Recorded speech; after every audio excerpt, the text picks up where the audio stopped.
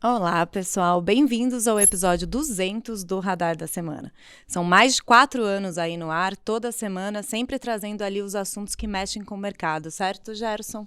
É isso aí, Mar. E sem dúvida, últimos 4 anos de muita volatilidade. E eu acho que um tema que sempre pairou sobre os investimentos, mas nos últimos anos ficou muito mais latente o impacto que isso tem nos preços. Então não podia ter assunto melhor e convidado melhor para a gente ter aqui nesse comemorativo de 200. E hoje a gente vai falar de geopolítica, né, que é um tema super importante para o mercado, em 2025 mais ainda, né, Gerson? Então a gente trouxe um convidado de peso aqui para a gente falar de tarifas do governo Trump, falar de guerra comercial, China e Estados Unidos, guerra Rússia-Ucrânia, os conflitos no Oriente Médio e, claro, ali todo o impacto disso na economia global, na economia brasileira e nos mercados.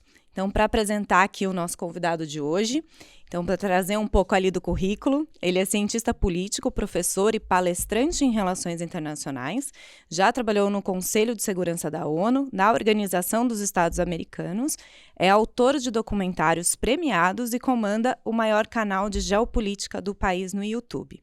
Bem-vindo, professor Roque. Obrigado por estar aqui com vocês, gente. Prazer. Prazer é nosso.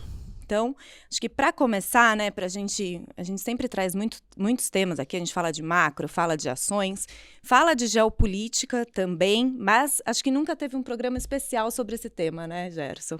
Sem dúvida, eu acho que é um tema que, como eu comentei, de um tempo para cá, ele tem ficado muito, né, em discussão e a gente acaba olhando mais a parte de mercado, o que os conflitos geram de inflação, o que os conflitos geram de pressão no mercado de juros, fluxo global de investimentos, incertezas, muito focado no nosso dia a dia, ali nas implicações matemáticas nos investimentos. Então, acho que vai ser muito interessante abordar hoje nossa conversa, que é um assunto muito mais amplo do que isso. A gente acaba discutindo uma esfera pequena desse assunto todo. Então, até queria já provocar o professor aí para dar uma boa visão para a gente. Eu acho que aparentemente esses conflitos, né, e discussões sempre existiram, mas parecia que eles ficavam mais quietos, vamos dizer assim. Nos últimos anos isso parece que aflorou mais, até o nível de noticiário, discussões, impactos mais diretos. Eu acho que mídias sociais, eventualmente parece que está mais quente esse assunto. Então, mais para dar uma visão geral do mundo aqui sobre o que é conflito geopolítico na prática e como que a gente pode aplicar isso nos nossos investimentos aqui, professor. Boa. Eu acho que assim, para o pessoal do mercado, né, sempre o olhar econômico é o que domina. E eu tenho dito, e acho que agora está ficando mais evidente isso, mais fácil de perceber, que a economia ela é só um dos fatores que ditam uma tomada de decisão. Eu acho que um jeito bem simples e óbvio de entender isso é que a economia ela nos diz o que pode ser feito. Mas é a política que diz se aquilo será feito. Então você imagina a gente pegar as contas do Brasil. Do ponto de vista econômico, você analisa e fala assim, a gente tem déficit, a gente tem uma questão fiscal, mas se a gente cortar aqui, aumentar a arrecadação ali, a gente resolveria isso. A economia mostra o que dá para fazer. Agora, isso será feito? Essa é uma discussão puramente política. E aí a gente precisa entender de política. E a geopolítica é essa política elevada numa escala maior, numa escala global, misturada com a geografia, que é um elemento estático, imutável, muito interessante, porque ele nos dá previsibilidade muito sustentável. Então você olha para o tabuleiro do mundo, né, o mapa, como a geografia está distribuída, e ela é do mesmo jeito desde sempre. Então, a gente consegue, com isso, ter previsões bem apuradas. E aí eu não estou falando de geopolítica no sentido mais popular da palavra, que sempre está relacionado com guerra ou com questões internacionais. Eu estou falando de geopolítica mesmo como um campo de estudo, que é uma ferramenta prática para ajudar a gente a prever o que vai acontecer no mundo. E por isso que eu entendo que ela é tão funcional, porque ela te dá uma estrutura muito sólida. Nós estamos falando de coisas bem fundamentais.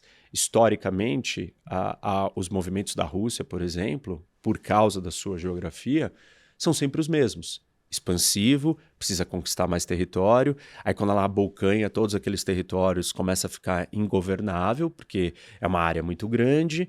E aí, como é um monte de gente que foi conquistada, esses povos querem se libertar, e ela começa a encolher. Então, se você olha para a história da Rússia, não é novidade ela invadir a Ucrânia. Não é novidade ela querer expandir territorialmente. E a geopolítica nos mostra isso. Talvez as pessoas, por não ter esse hábito, nossa, que surpresa, o que está acontecendo? E para quem estuda geopolítica mesmo e acompanha, não é uma surpresa. Na verdade, é o natural. E assim por diante. Então, a gente consegue pegar esses elementos aqui da geografia e disseminar pelo mundo. E com isso, então, você tem uma outra ferramenta de análise complementar que faz todo sentido para o mundo financeiro, para o mundo econômico.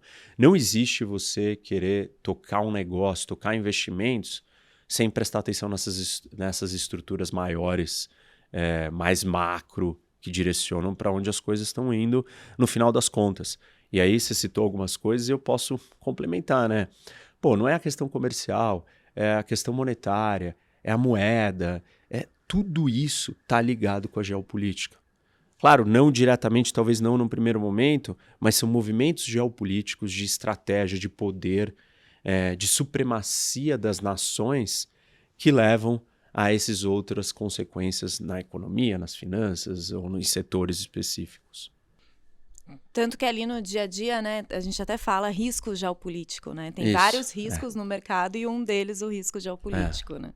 Que eu acho que talvez, muitas das vezes que esse assunto vem à tona, é um fator de piora de mercado, né? Então talvez quando teve a criação da União Europeia, foi uma coisa positiva para o mercado. Acho que recentemente, quando a gente lê sobre esse assunto, é uma coisa que traz mais risco ou mais incerteza, acho que é a palavra certa.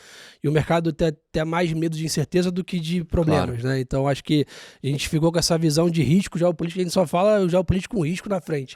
Que, na verdade, nem sempre é assim, né? Acho que você colocou bem. E dá para encontrar vários exemplos. A guerra comercial entre Estados Unidos e China, ela traz efeitos extremamente positivos para o agronegócio brasileiro. Traz efeitos negativos para a nossa indústria, mas traz efeitos positivos para a indústria americana também. Então, nunca é só perdas ou só problemas. Alguém em algum outro lado está ganhando. Você, sei lá, vê uma disputa do Irã com Israel, a Arábia Saudita sai ganhando, sai fortalecida. E qualquer outra dessas situações que a gente for analisar, você consegue ver que alguém está se beneficiando dessa história toda. Então, a geopolítica ela é dinâmica e ela engloba essa relação de poder, essa busca pelo poder constante. E poder não é uma coisa só, eu quero dominar o outro. Não, poder é você conseguir o que é melhor para os seus interesses também. Então, não é só maligno, é proteger os seus interesses, é proteger a sua economia, proteger a sua indústria, proteger a sua sociedade, a segurança do seu país e assim por diante. Já que a gente falou de Estados Unidos, eu queria ver um pouco a sua visão sobre Trump e companhia, né? Acho que nos últimos anos a gente teve, pelo menos no nosso mundo de investimentos, uma concentração gigantesca em Estados Unidos, né? Tanto pela inteligência artificial quanto pela piora de risco ali geopolítico da Europa, alguns países da zona do euro, etc. O hard money que a gente fala foi para os Estados Unidos. E, obviamente, a vitória do Trump, né? Ele traga um pouco mais de volatilidade e principalmente nesse tom de discussão, né, de tarifas. Eu acho que o Trump todo mundo esperava um pouco desse jeito dele, que a gente, né, brinca, um jeito meio maluco de negociar. E como você comentou, não é muito novo que o Trump 1 também a gente via ficar mais atento ao Twitter na época do que qualquer coisa. Mas queria ver se no Trump 2, se você acha que ele tem errado um pouco no tom ou na estratégia, né, de negociar dessa maneira, ou se ele tem tido o resultado que ele espera, né? Parece que ele faz um all-in para tentar sempre fechar no meio do caminho. Você acha que ele tem errado nesse tom ou acha que tem errado no que eu digo, se ele tem conseguido o que ele quer nessas negociações? Tivemos essa semana mais tempo com a Europa para conversar, tá um tempo com a China correndo e parece que cada um no seu paralelo está tentando fechar acordos em volta para quando sentar na mesa de novo tá mais parrudo para negociar. Acho que concentrou muito em China e Estados Unidos. Como está a sua visão dessa tarifas que a gente só fala disso nos últimos 6 meses? Né? Eu acho que essa narrativa, né, esse discurso de que não, é tudo uma grande estratégia de negociação, é tudo para conseguir leverage. Isso desconsidera, né, uma visão, uma análise que ela desconsidera um elemento fundamental para os agentes econômicos, que é previsibilidade e estabilidade. Você pode sentar numa mesa de negociação e fazer uma demanda mais dura, mais forte, e nem assim quebrar a confiança. Ou você pode chegar na mesa de negociação virando a mesa, chutando tudo, dando tiro para cima, fala, não, eu fui forte. Não, você não foi forte. Você passou por um completo maluco e ninguém quer botar dinheiro em lugar que tem maluco governando, porque senão você vira uma república das bananas. Essa é a história do Brasil. O Collor vai lá e bloqueia a nossa poupança. Isso não é uma coisa que passa credibilidade para ninguém, né? Porque você fala, nossa, como assim? Você está bloqueando o dinheiro das pessoas? Que ação extremada, que coisa errática, difícil. E quando o Trump vai lá e cria o Liberation Day, tarifaço, é no mesmo tom. Só que ninguém espera isso da economia mais estável, mais sólida do mundo, onde todo o dinheiro vai para lá exatamente por não ser assim. Não tem aventurismo, não tem essa loucura de você faz qualquer coisa. Então ele erra assim, não é pouco, ele erra muito no tom, ele acerta no diagnóstico dos problemas. Os problemas descritos na parte comercial, eles são muito reais. Existe um desequilíbrio comercial no mundo, esse desequilíbrio afeta os Estados Unidos profundamente, afeta o mundo inteiro. A China construiu esse desequilíbrio na base de medidas artificiais, com uma política industrial. Ela tem medidas protecionistas que não são tarifárias necessariamente, mas são políticas protecionistas feitas de outra maneira, que distorcem a economia chinesa e, consequentemente, a economia do mundo inteiro e todos os países. Então, ele está certo no diagnóstico, mas a forma dele lidar está errada o tempo inteiro. Ele vai afastando os aliados, ele vai criando instabilidade, tanto que hoje o mercado questiona algo que tem sido inquestionável nos últimos, 80 anos, 50 anos, 60 anos, que é a posição do dólar, são os títulos da dívida americana e uma série de outras questões. Hoje tem gente perguntando, dá para botar todo o meu hard money nos Estados Unidos? E essa é uma pergunta legítima, ela não é uma fantasia. Se você está preocupado com gestão de risco, você precisa incorporar essa pergunta no seu portfólio, né, na sua tomada de decisão. Então eu diria que o Trump passa do limite. Tivemos uma decisão agora, né, recente, ontem, uma corte americana proibiu ele de usar o argumento que ele estava usando para impor as tarifas. Ele criou uma emergência nacional, né, isso dá poderes econômicos para ele diferenciados, e a corte disse, olha, você não pode impor esse nível de tarifa baseado nessa situação de emergência que você criou. Então foi questionado, claro, ele vai recorrer, mas isso enfraquece ainda mais o Trump. Ele não está, e aí você me perguntou, eu acho importante esclarecer esse ponto, não, ele está jogando lá em cima para conseguir o que ele quer. Ele jogou 100 e tantos % de tarifa na China, e o que ele quer conseguir? 30%? Que não está nem certo se vai continuar. Ele quer que a China abra a economia dela para comprar mais. A China não abriu a economia. Do mesmo jeito que ele disse que ele ia acabar com a guerra da Ucrânia em 24 horas, que ele ia soltar todos os reféns do Hamas antes dele tomar posse, que não ia ter mais conflito no mundo. E assim, nada disso aconteceu e dificilmente vai acontecer, porque não depende só dele, não é que é culpa dele, mas assim, isso é retórica. E se a gente não separar a retórica, o ruído político, a narrativa política dos fatos, a nossa análise para onde o mundo está indo, ela vai ficar comprometida. E claramente o Trump tem coisas que ele nem consegue fazer, e ele fala que vai fazer, e tem outras que ele diz que a maneira dele fazer são positivas e no fundo não estão se mostrando positivas. Basta a gente ver o resultado e basta ver coisas novas que estão acontecendo aí, empresas americanas como Pfizer e Alphabet tomando dívida em euro e não em dólar. Porque tem receio que os Estados Unidos, de repente, não é mais a mesma coisa. São empresas americanas gigantescas que decidiram emitir dívida em euro. Então, acho que tem muitos sinais aí que mostram que ele não está conseguindo o que ele quer. E eu tenho uma pergunta, eu tenho uma visão também. Ele anunciou, né, naquele 2 de abril, Liberation Day, todas as tarifas. A forma foi bem estranha, né, com uma placa, com todas as tarifas e tal. E depois foi voltando atrás, né? Então voltou atrás um dia. Essa semana saiu que adiou as tarifas da União, o início das tarifas da União Europeia para julho. E isso também causa uma incerteza, né? Anuncia, volta atrás, aí depois vai. A China... Não sei, a China logo no dia seguinte já anunciou uma contra-tarifa, né? Ele talvez não esperava essa reação da China e causa incerteza também, esse vai e volta, vai e volta. Você sabe que o mercado já criou um termo para isso, né? O TICO, Trump will chicken out. Porque, assim, você blefa e você não mantém o seu blefe. Ok, na primeira vez pode passar. Na segunda, as pessoas começam a olhar diferente. Quando chega na 10ª vez, todo mundo fala, ele é um fanfarrão, ele é um falastrão. Né?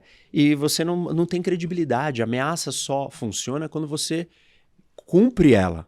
Senão, você não tem mais credibilidade. Então, assim, essas coisas que ele fica falando, tá bom, eventualmente o mercado vai falar, é só ele falando. Mas não é assim, porque os outros países vão explorar essa fraqueza, vão explorar esse calcanhar de Aquiles e vão dobrar a aposta, como a China fez. E aí a gente chegou numa beira de o início de uma guerra financeira. Estados Unidos e China estão numa guerra comercial. O próximo passo da guerra comercial é a guerra financeira. E aí nós estamos falando de destruição de riqueza em níveis jamais vistos, que aí seria um passo para uma guerra física, militar mesmo. Ou talvez a China escolha até fazer a guerra militar ou iniciar e provocar os Estados Unidos militarmente com Taiwan e guarda sua arma financeira para ver qual a resposta que os Estados Unidos vai dar. Então, está todo mundo se posicionando de uma forma muito mais estratégica, enquanto a suposta grande estratégia do Trump, né, o Art of the Deal, não é tão sofisticada assim. Ao contrário, é bem óbvia e bem simplista, e cada vez ela perde mais força. Esse desafio das cortes americanas vai fazer com que os outros países, né, o desafio, a proibição do tarifaço, vai fazer com que os outros países percebam que não é tão simples assim, que o Trump, além dele falar demais, ele também talvez não tenha nem autoridade para falar o que ele está falando mais. E tudo isso enfraquece a liderança dele, né? Eu acho que tem também essa discussão, né? Estados Unidos e China, o Trump precisa do apoio popular, precisa estar alinhado com as cortes. Aparentemente a China não tem tanto essa dinâmica, né? O poder ali emana de maneira diferente. Então acho que ele se desgasta internamente dentro do próprio país, e desgasta fora, e ele tá brigando com outro cara dentro da mesa que tá zero preocupado com a sua popularidade, né? Que ele consegue executar qualquer função dentro da China, né? Eu falo sempre isso, e é muito interessante porque se os americanos, né, essas lideranças do mundo livre, do mundo ocidental, do mundo democrático, não tomarem cuidado, os adversários do outro lado, eles jogam um jogo de décadas, um xadrez, esse sim um xadrez 4D, onde você movimenta não a cada 4 anos. E as democracias têm que pensar nessa transição de poder. O político, para permanecer no poder, ele tem que ser popular. Então, o Trump, ele erra, e ele errou assim uma vez, as pessoas esquecem disso. Ele perdeu a reeleição dele exatamente porque ele perdeu o tom no meio da pandemia. E se ele perder o tom de novo, ele vai perder tudo.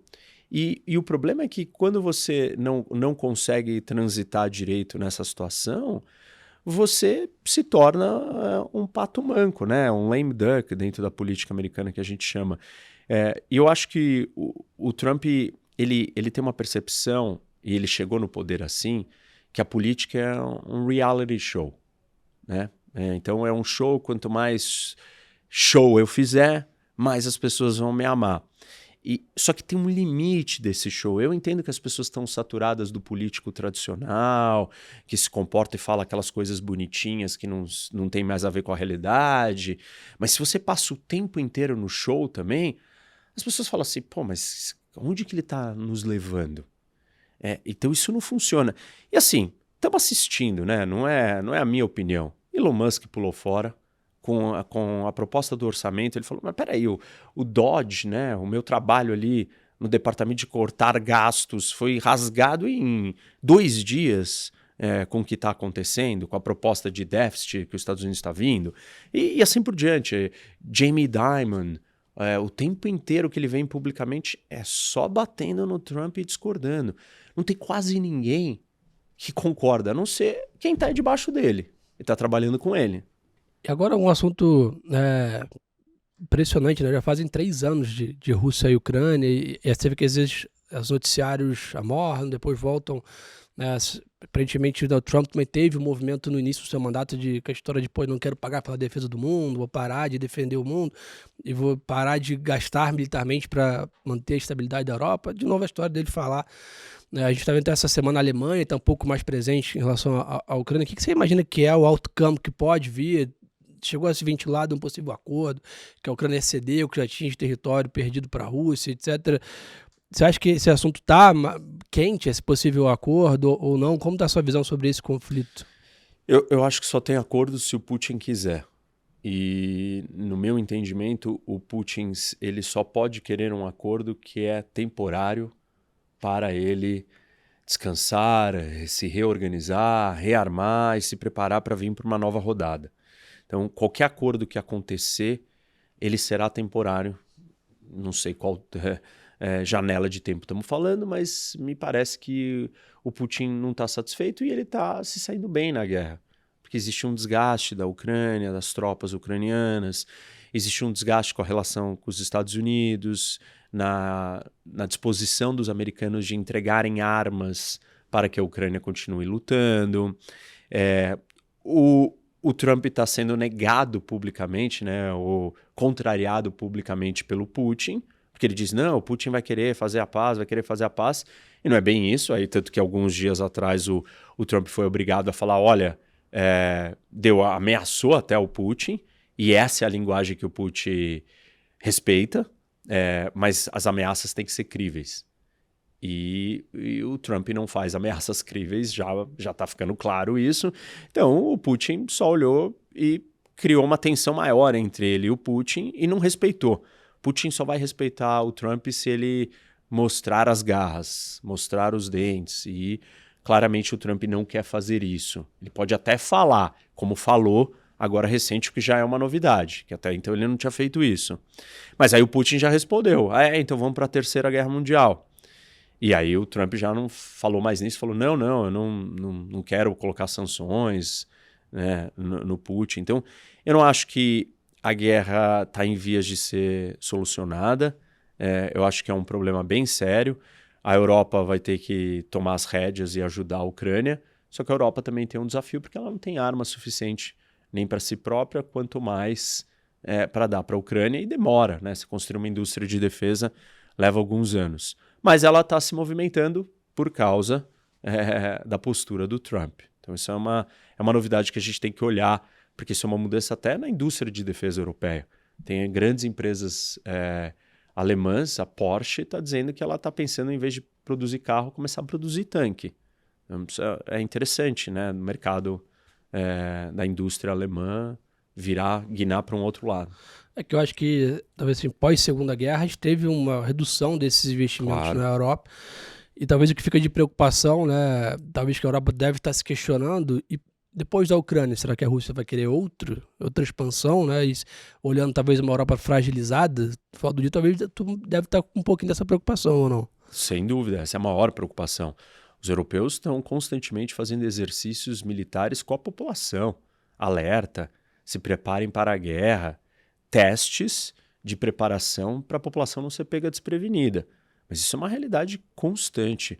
Polônia é o país com o maior exército da Europa, é o que mais gasta em porcentagem do PIB em defesa, está morrendo de medo. A Finlândia está na mesma linha, os bálticos também.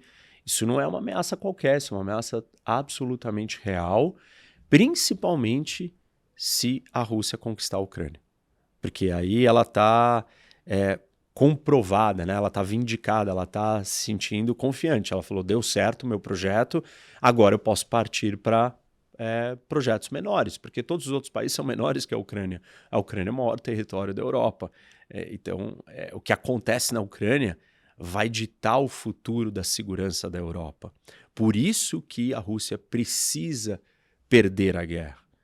porque aí sim nós teremos uma estabilidade em termos de segurança. E por que a Rússia começou pela Ucrânia, retomando, assim, qual o motivo dessa invasão? Olha, tem vários. Shelley, a gente pode pensar assim, né? Que se a gente imaginar... tem um argumento que as pessoas que defendem a Rússia gostam de dizer, que é a Rússia estava cercada, porque a Ucrânia queria entrar na OTAN. E, ok, vamos supor que isso seja verdade, para as pessoas entenderem como que o mundo funciona. Isso é uma das grandes dinâmicas para explicar conflitos. Se chama dilema da segurança. Tá, a Rússia se sentiu ameaçada porque a Ucrânia queria entrar para a OTAN. E a pergunta que eu faço é, e a Ucrânia? Ela tem o direito de se sentir ameaçada pela Rússia, sendo que ela foi dominada e conquistada ao longo dos séculos, múltiplas vezes, sendo que a Rússia invadiu Geórgia e tem um projeto imperialista e tal? Sem fazer um julgamento quem está certo. Tem. Se a Rússia pode se sentir cercada, a Ucrânia também pode se sentir ameaçada. Qual é qual é a solução para a Ucrânia, então? Encontrar aliados que possam protegê-la, se juntar a uma aliança. Então, para aqueles que acham que a Rússia estava cercada, o mesmo argumento vale para a Ucrânia. Por isso que é um dilema da segurança. A ação da Ucrânia se proteger deixa a Rússia amedrontada. A existência da Rússia, o seu histórico e as suas ações de defesa também deixam a Ucrânia amedrontada. E no final das contas, os dois amedrontados entram numa corrida armamentista e eventualmente podem entrar em guerra. Isso é uma das explicações de por que a gente tem guerras no mundo. Agora, eu não acho que essa é uma descrição completa do que acontece. Acho que nós temos outros dois fatores bem importantes. Um é a geografia, que eu comentei aqui no começo, né? Historicamente, a Rússia não está protegida geograficamente, ela precisa expandir territórios. Isso é a história da Rússia. E o outro é que o Putin é um grande imperialista e ele entende que o status e poder da Rússia está associado com a sua expansão territorial, ela voltar a ser uma grande nação. Ele costuma falar com frequência que a maior tragédia geopolítica do século XX foi o fim da União Soviética. Ou seja, ele quer recriar a União Soviética de uma outra maneira. E isso só é possível conquistando os territórios que um dia ele já dominou. Então, eu diria que essas são as principais razões. E falando até de, vamos dizer, líderes imperialistas, a gente viu o Trump aí desde quando iniciou seu governo falando de anexação do Canadá, de tomar a Groenlândia. Como que você vê isso? É mais fala, né, desse estilo dele? Ou tem alguma coisa real ali? Olha, esse tipo de fala, as pessoas que estão de fora e acham, não, isso é só ele falando, é só retórica. Nenhuma democracia fala isso publicamente para outros aliados democráticos. Então, do ponto de vista da política internacional, isso não é uma fala qualquer. Isso não é descartado como, não, ele não vai fazer isso. Não importa, você não pode falar isso. Os Estados Unidos não podem falar isso. Uma democracia não pode falar isso. Porque você destrói a ordem internacional. Você manda um recado que, mas se o país mais poderoso, que é democrático, diz isso, por que eu, que sou uma teocracia ditatorial, o Irã, por exemplo, não posso então invadir, sei lá, qualquer país que eu quiser? Manda uma mensagem, né? Uma mensagem errada. E você coloca fogo e você abala a estrutura da pouca ordem que nós já temos no sistema internacional. Então, essa fala ela é extremamente destrutiva, perigosa e ela é problemática, porque o Trump ele se mostra durão e forte com os mais fracos, não com os fortes. Então, vai que com a Groenlândia ele realmente acha que tá tudo bem. Ou com o Canadá, onde ele sabe que não vai ter resistência. Invadir a Groenlândia não tem resistência. São 57 mil groenlandeses contra a máquina de guerra americana, que é tipo assim, uma chegada só e foi dominado. Então, isso assim, é muito perigoso. E isso tem a ver com a pergunta que você me fez antes, da forma como ele lidou com o tarifaço. O tarifaço não vai dar certo, e ele poderia criar um tarifaço se juntando com os seus aliados e com os países que estão na mesma condição comercial que os Estados Unidos, que são aqueles deficitários, né, que também estão sofrendo as consequências da economia distorcida da China. Ele poderia então se juntar com eles e conseguir aí fazer pressão na China. Mas claramente isso não está acontecendo porque ele já está amedrontando, já está acuando os aliados. E os aliados vão olhar e falar assim, bom, minha segurança depende desse país, não dá para confiar. E é isso que a Europa está fazendo. A Europa está mudando. E eu acho que esse nível de incerteza e de dúvida é o que realmente pesa, né, no nosso mercado. A gente vê realmente, por exemplo, leilão de título público americano sempre foi o que a gente chamou de non-event. Quanto tinha de demanda, todo mundo comprava e tinha pouco spike de preço. Virou um evento hoje em dia, que eu digo, o mercado monitora porque não tem mais demanda para comprar a dívida americana, como tinha no passado a qualquer taxa que o Banco Central americano queria. Agora é o contrário, o Banco Central está tendo que perguntar para os investidores quanto eles topam pagar para aumentar sua posição em dívida americana. E a gente vê a China vendendo boa parte da sua dívida americana. Os Estados Unidos precisam do apoio do Japão, que também é um grande detentor dessa dívida soberana. Então esse modelo realmente, esse xadrez tem umas peças novas aqui no tabuleiro. Mas, professor, eu queria perguntar para você, Brasil, nessa história toda, né? A gente está numa situação, a China é o principal parceiro comercial hoje do Brasil, mas ao mesmo tempo a gente brinca, né, com os dois irmãos mais velhos estão brigando, há uma chance para o irmão mais novo ascender. O Brasil tem feito um bom dever de casa de tentar estreitar os laços. Nesse momento, o Brasil é uma potência em diversos setores, né, na parte de exportação, ou a gente está deixando essa oportunidade passar e não fazendo bem essa conversa, vamos dizer assim, estrutural de política? Sabe qual é o problema? Para essas coisas acontecerem, a gente precisa ser proativo. Então, o Brasil tem que ir atrás, tem que bater na porta de todo mundo e falar assim, olha, eu estou aqui, eu tenho essa característica, eu sou democrático, eu tenho muita energia, eu tenho muitos ativos ambientais, eu tenho muito alimento, eu tenho um mercado imenso.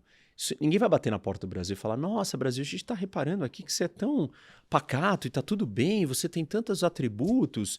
Isso não vai acontecer. Isso precisa de planejamento. Eu diria que é uma janela de oportunidade única para o Brasil. Essas janelas acontecem em poucos momentos da história. E o Brasil precisa aproveitar.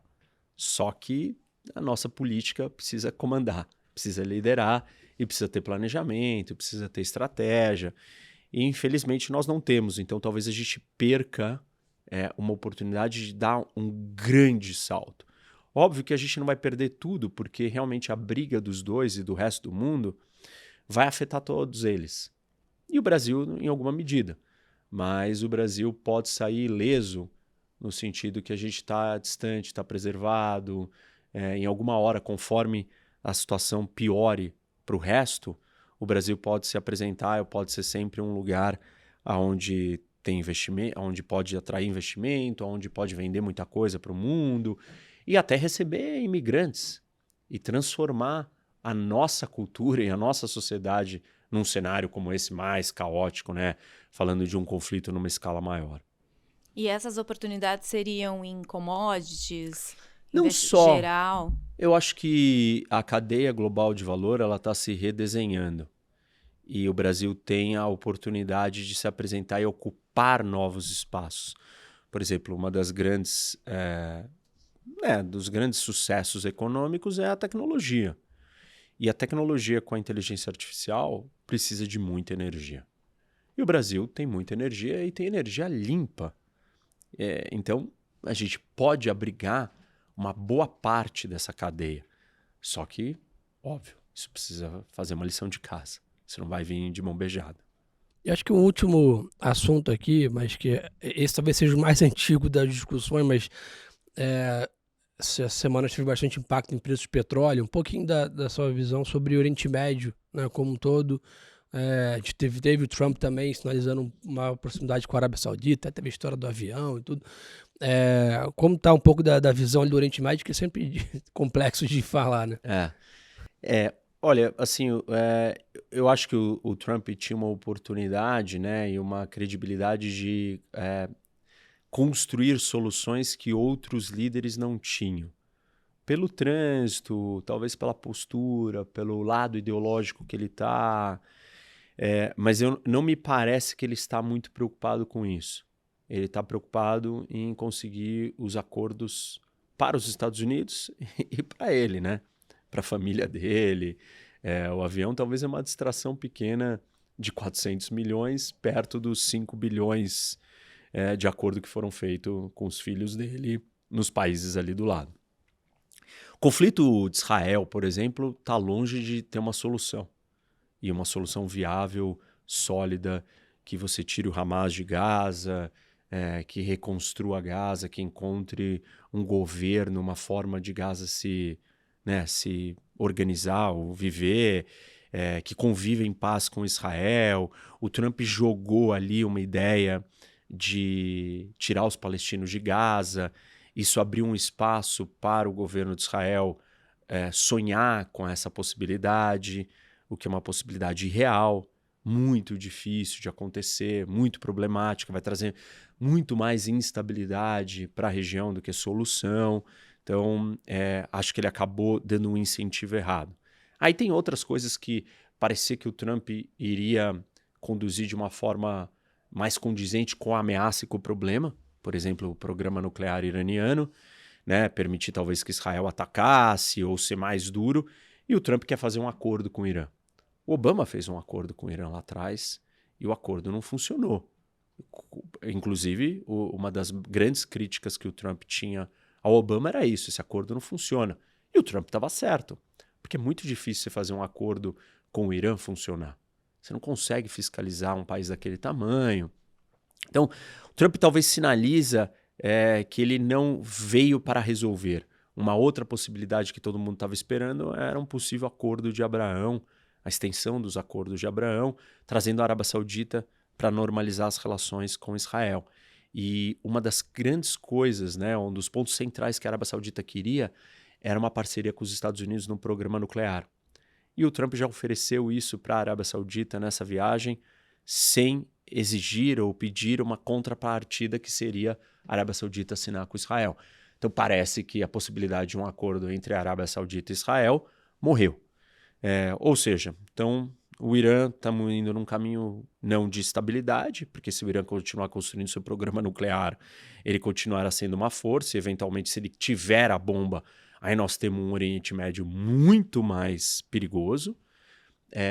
A Arábia Saudita com Israel seria uma grande normalização e ajudaria até a questão, talvez com Gaza e com os palestinos. Parece que não vai acontecer. A situação com a Palestina é um problema que não apresenta nenhuma solução. Hamas não sai dali, não devolve reféns, Gaza continua em guerra com Israel, continua em guerra, a situação não segue para lugar nenhum. A Turquia está cada vez mais assertiva na região, também tem uma postura anti-Israel. Então, na verdade, eu diria que a gente pode assistir num médio prazo aí, talvez até curto, um Oriente Médio bem instável. Nada que o Trump está fazendo demonstra que a coisa está caminhando pacificamente. As pessoas, às vezes, né, pensam de novo em ciclos de 4 anos. A geopolítica não está preocupada com ciclos de 4 anos. Então, mesmo que não aconteça nada durante os 4 anos do Trump, não significa que foi resultado dele. As sementes estão sendo plantadas hoje. Se o Irã, em 4 anos, não se declarar um país atômico, mas se declarar no 5º ano, isso aconteceu em parte porque durante esses 4 anos ninguém fez nada para impedir o Irã de ter uma bomba atômica. Então, percebe, coisas que são feitas hoje podem não criar problema hoje, mas vão criar daqui a pouco.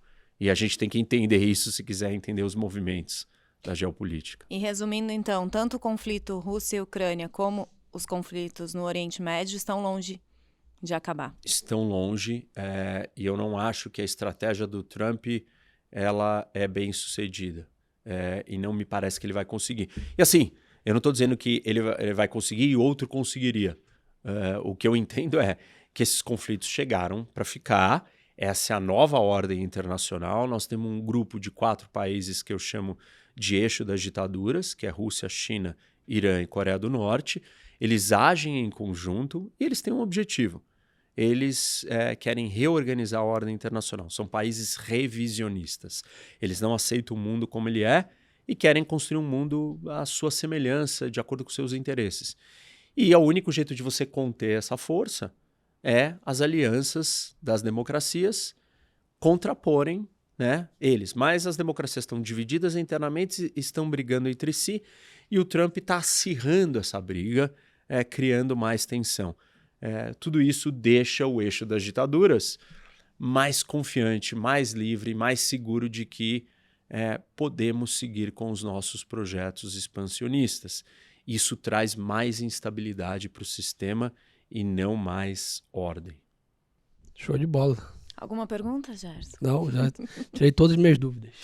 Boa. Queria, então, para a gente caminhar aqui para o encerramento, o que você acredita ali, né, que sempre trazendo essa visão para o mercado, para o investidor brasileiro aqui, o que precisa monitorar nos próximos meses, né? A gente já falou, os conflitos ali estão longe de acabar, mas o que precisa ficar de olho aí na geopolítica? Olha, eu acho que essa questão do dólar, na guerra comercial, dessas maneiras como que o Trump conduz a política externa, elas estão tendo um efeito tangível e direto na confiança, na credibilidade da moeda de reserva, do mercado que é o porto seguro do mundo.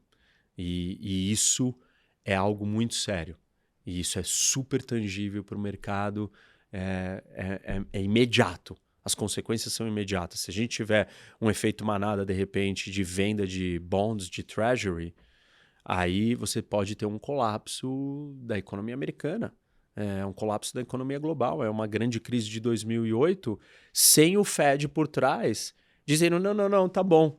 Por que sem o Fed por trás? Porque ela pode ser uma crise exatamente sobre a credibilidade do Fed.